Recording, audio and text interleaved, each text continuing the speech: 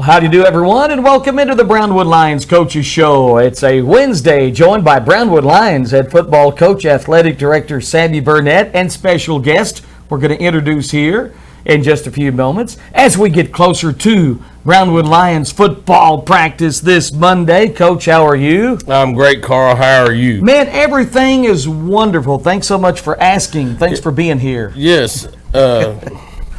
Yes, sir. I learned something about Carl every day. What did you learn today? That you like to chew on birthday cake candles. That's right. I got 60 of them to chew on say right you got there. 2 months worth right there to chew Man, on. this will last me for a while. Yes, it will. So delicious. It reminds me of those old, remember those old little wax bottles? Wax bottles. Oh, I love those things. You put those in your mouth and the juice was squirted in there. You talk about remedial candy for Ooh, kids. That was man. healthy candy because you had to spit that out. You did. Hey, I do not recommend trying this at home, though. Okay. I got a wick in it. That does. All right. We do have a special guest. We're getting closer to football practice, and you had some really good information on Monday. I know a lot of people watch that, but you might kind of go over what's going to happen Monday for the Brownwood Lions. Sure, I will. If you want to. We start on Monday, and here's the deal from last Monday to today. I've already revised the schedule. I got with some coaches, and I thought it'd be better for us to get our kids acclimated to the climate by going in the mornings. So we have moved some of our practices to the mornings, and I'll let you know about that. That's not right there, Carl. That is old. I forgot the other one. I left it in my printer. But starting Monday, August the 2nd, that's when our kids report. If you're a senior, you show up at 1 o'clock. If you're a junior, you show up at 1:15. Sophomores will show up at 1:30. Freshmen show up at 1:45. We'll give you everything that you need to practice. I've seen a lot of parents in town. I've had some calls from some parents. I've had some other coaches ask me. But if your kid needs equipment, we will provide it. And that's from shoes, that's to girdles. We don't provide socks. I'll take that back. They'll wear their own socks that they wear. We have helmets, we have shorts and shirts, and we have everything that your kid needs to get on the field and participate. You don't need to go to a store in town and buy a $75 girdle. We buy those already. We have them in stock, and if we run out, I get more. So please save your money. I mean, we'll give a sub-varsity kid a pair of shoes just like we give a varsity kid a pair of shoes. They may not be the exact ones they want or brand spanking new, but they're shoes. And they're more than capable of playing football in those shoes. Now, if they desire to go out and get another pair of shoes that they want, and mom and dad would want them to do that, so be it. What I want parents to understand is you do not, just like I would have done when I was a kid, Mom, I have to have a pair of shoes. No, they don't. Mom, I have to have a girdle. No, they don't. We provide what your kid needs so that you don't have to go through extra expense for your son to play football. So we'll do what we got to do to outfit your kid. So I wanted to make sure that was clear because I have seen some parents and I've talked to some parents about them having to do this, and no, you don't. We will take care of you.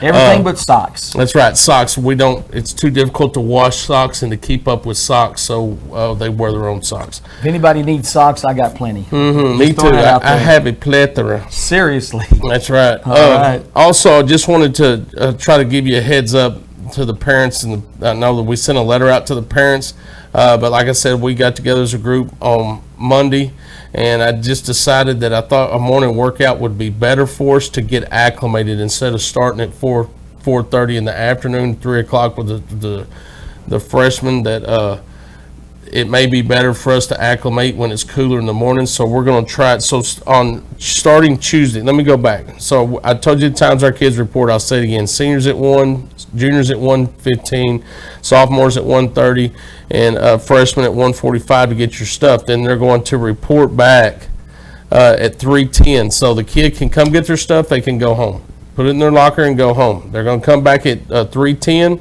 and all of our kids will go through a conditioning test. And then once the conditioning test is done, we give them about an hour break, and then we'll start practice at 4:30. We're going to start the freshmen earlier so that we can accommodate them with our coaches. They will be at the high school. So freshman practice will be at the high school at the soccer fields, which butts up to Good Shepherd. And then our varsity and JV will practice at Gordonwood Stadium. If people would like to come out and watch that practices, I think we'll have the visitor side open so you can sit over there and watch. come out there and just enjoy the morning and watch our kids and get an idea of what we got.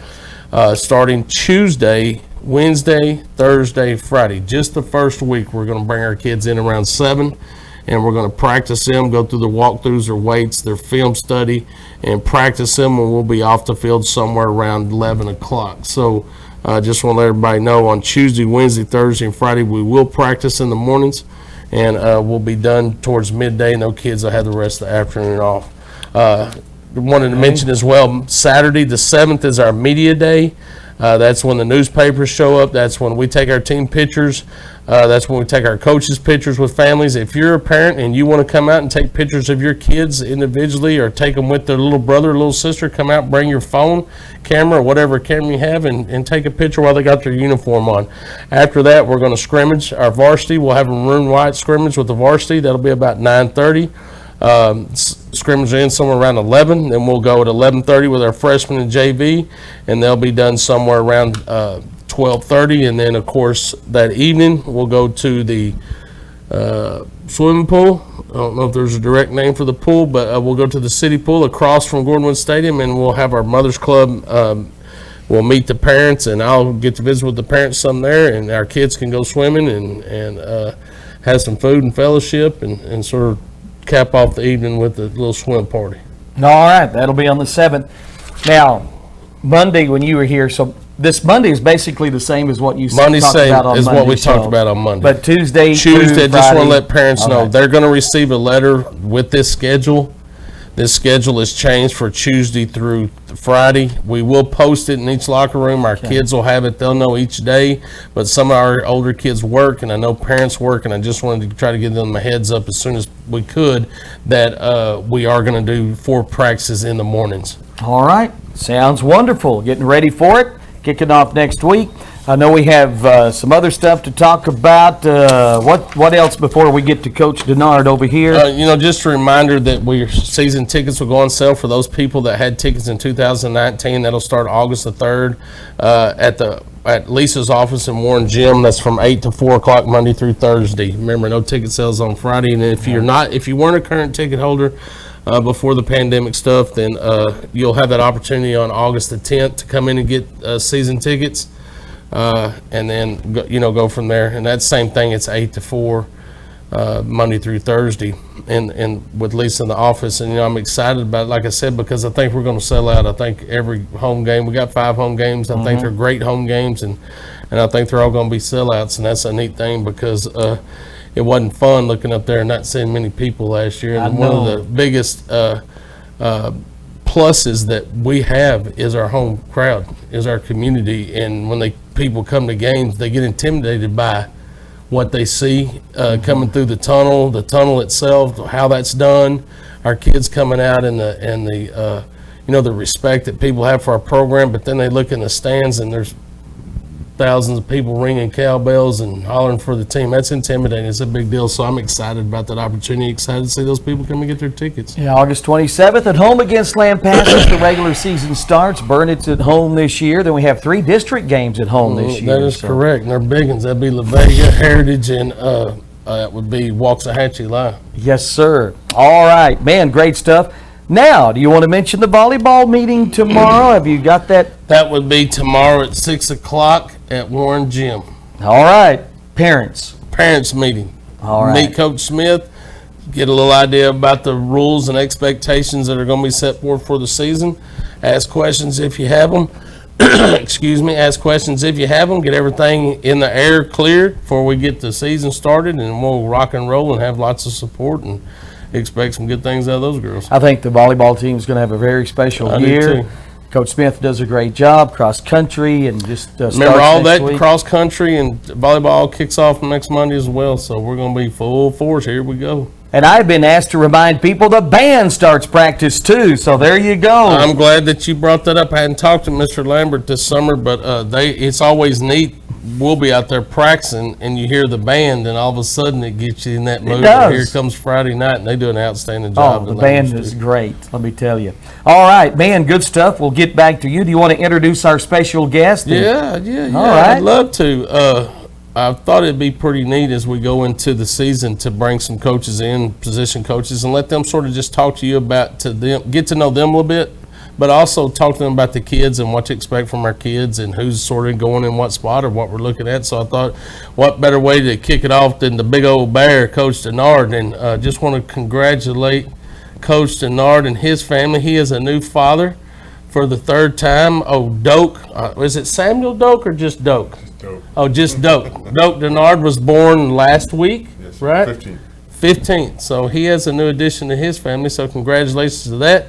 And I'll be quiet and give it to Coach Denard, who is our offensive line coach. You might pass the mic to him. Oh, Yeah. I'll put it. I know he can talk, but me might help you need out to there. hear him right there. By the way, if we when we do this wrestling benefit, he's on my team. He's my tag team partner.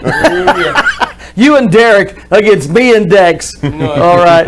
I give a lot of people nicknames. His nickname is Big Daddy. Big Daddy, Dex Denard, offensive line coach. How are you? Doing great, doing great. Second year at Brownwood, right? Third. Or third This is year gonna at be on our Brownwood. third, All yes, right. sir.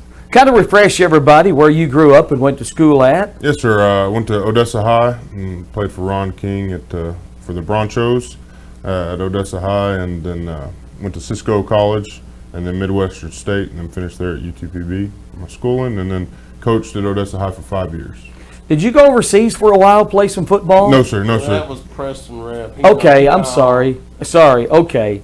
So Dex Denard at Midwestern State? Yes, sir. Right, Yes, up in sir. Wichita Falls? Yes, sir. Absolutely. So third year here at Brownwood, offensive line coach. So tell us what you've seen in spring practice anyway from your O-line. Oh, I'm really excited. We got a lot of guys, and it's exciting for me. This is the first time in my career where I've been the offensive line coach at the same place for 3 years with those guys. You know, at Odessa High, I started as freshman coach, then assistant coach, and then D-line coach, but this is my first year where I've got to start and develop guys 3 years through, and I'm really excited. For us, it's going to start in the middle with our 3-year starter, Ethan Pacina. You know, great player, great kid, and it's special for me, and it's a benefit to us. He's an assistant coach. You know, he knows what's going on. He knows what our expectations and what we want done, and so it's going to start in the middle with him, and then our two other seniors that are expected to start are Brandon Still and Alex Reyna. Alex played in 3 or 4 games last year at guard.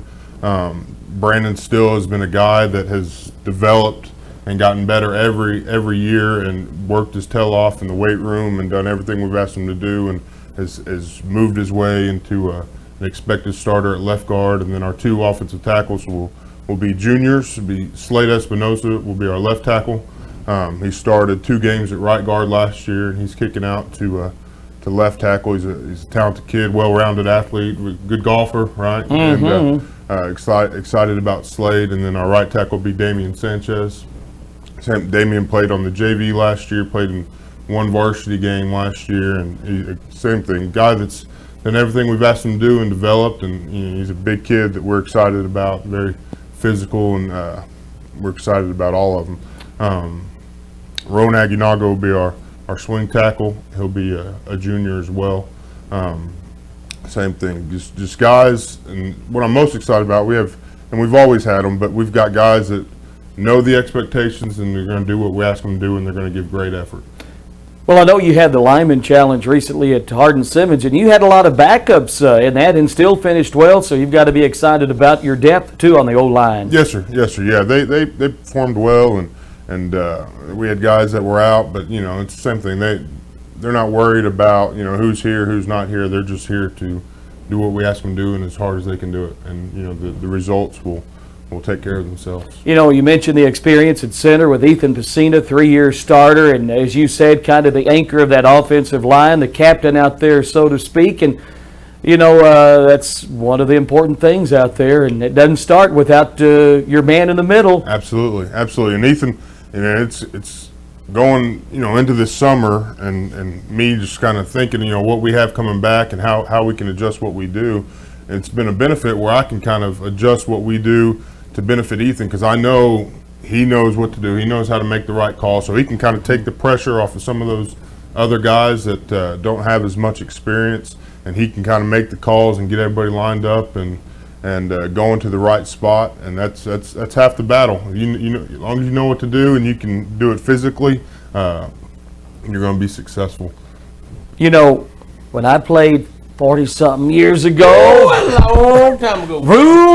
blocking rules have certainly changed. We can get away with a lot of the stuff you can't now, like crackback blocks and Yes, things sir. like that. Yes, sir. So talk about some of the changes and actually coaching these linemen and all of these changes in the way that you can block. Yes, sir. And most recently, you know, is the cut blocking, right? Yeah. You know, when I was in high school, you know, I'm a big human being now. I was not quite as big then. I was tall, but I loved, you know, if I get a knockdown, I get a plus for cutting someone. I'm gonna do it, you know.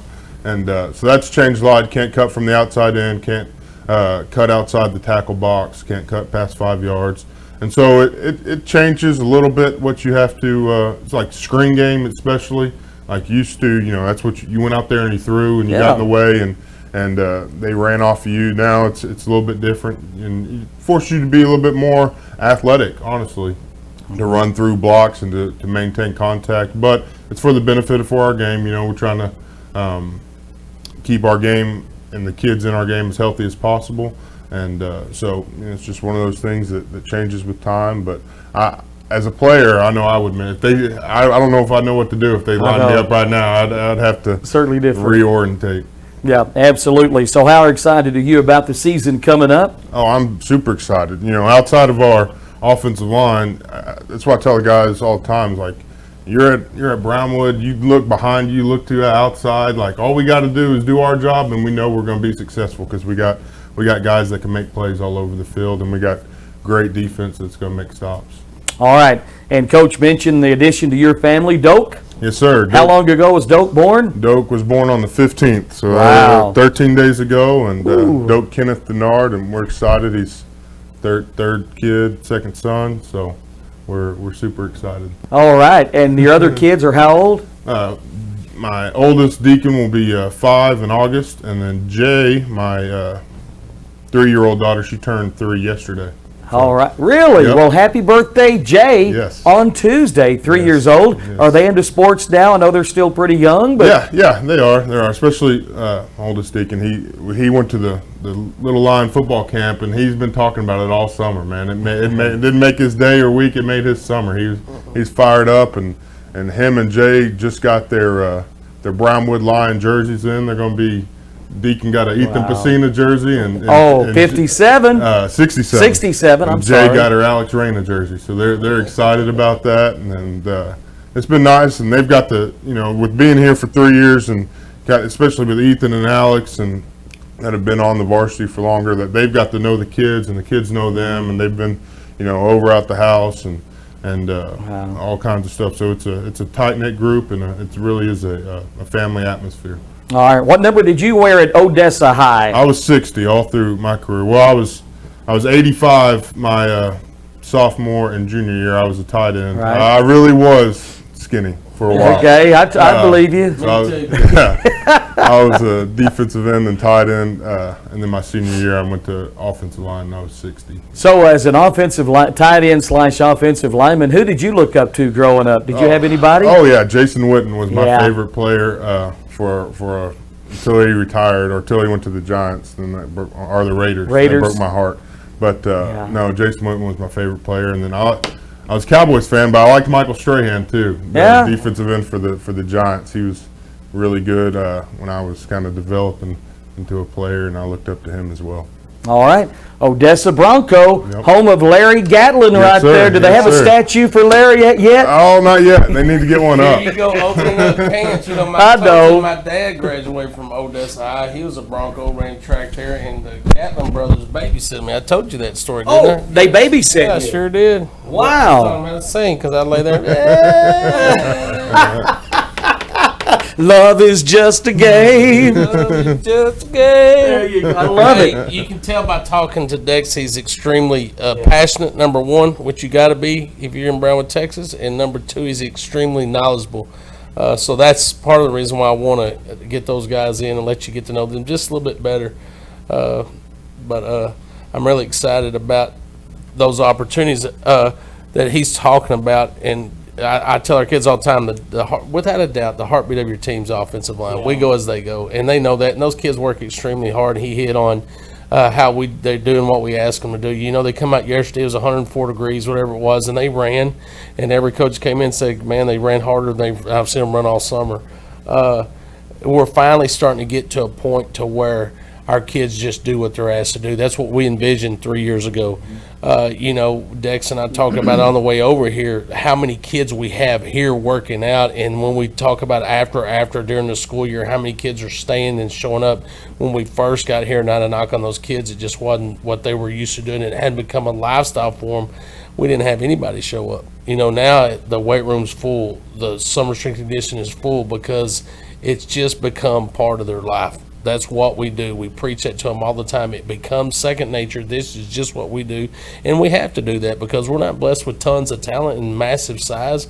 We got to outwork everybody. And what Dex hit on, our linemen are doing that.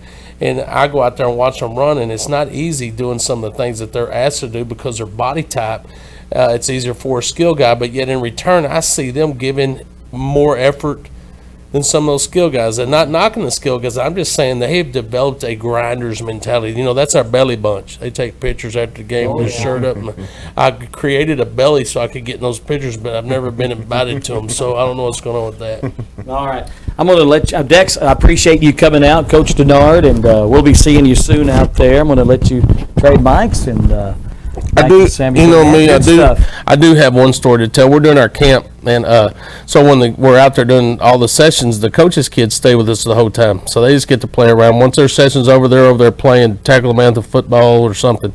And one of the days, it started raining, and Deacon, how's Deacon 5? He's 4, about to be 5. 4 years old. He's this tall. He's going to be big like his daddy. His mom's a tall lady as well. And he's about this tall from the table. I'm not talking about from the floor. He's not a real tall dude yet. And he's running around out there. I'm like, man, Deacon, those raindrops are big. You think it's going to rain hard? And honest to goodness, he looked at me and said, yep, think it's going to be a gully washer. I started laughing so hard I could not believe it. He goes, yep, think it's going to come a gully washer. I love that, teaching them young, because we brought up the gully washer thing on the air the other day. Do people actually still use that term? He flat out looked at me and said, yep, I think it's going to come a gully washer. You taught him well, Dex. Somebody taught him well. That is too funny right there. Way to go, Deacon. Man, that's good stuff. Well, I'm excited about the season, excited about practice kicking off. Gordonwood Stadium, 4:30 Monday. Yep, and listen up. Because Monday we're going to have a new coach. You're not going to know which one he is, and you're going to get to hear a little bit more. Really? Yeah. All right, I cannot wait. Yeah, so everybody listening, make sure you tune in because we're going to have a different coach. You're going to get a different insight on another position and who's we're looking at in those positions, and sort of get a little look into the playbook. Awesome. Man, I cannot wait. Man, good stuff today. A lot of good information. Coach, I appreciate you. Coach Denard, again, thank you so much for being here. Sammy, you have anything else today? Let's thank those that make this show possible.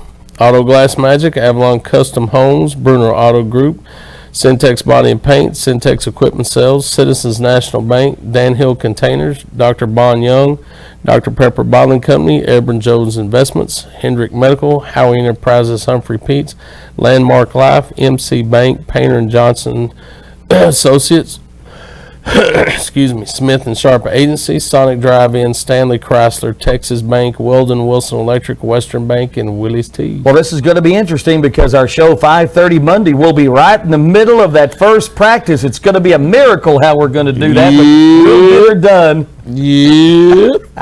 We'll make it happen, I promise. And you'll have a special guest with us. We will. All right, man, great stuff, Coach. I appreciate you. You bet. Have a great day, Brownwood. Brownwood Lions head football coach, athletic director Sammy Burnett here on the Coaches Show every Monday and Wednesday here at KOXC 101.3 and, of course, video at KOXC.com.